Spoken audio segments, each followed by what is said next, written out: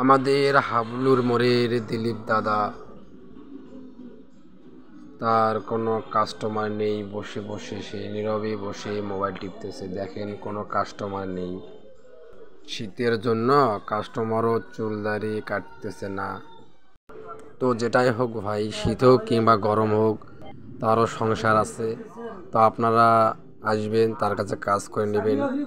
তো তারও বাড়িতে বউ বাচ্চা আছে, আমাদের নিয়ে তার সংসার চলে। তো দাদার একটা গুণ দেখছি, দাদা কিন্তু আবার চুল ভালো কাটে, দাড়িও খুব সুন্দর করে শেভ করে দেয়। তো আপনারা সবাই আসবেন দাদার এখানে।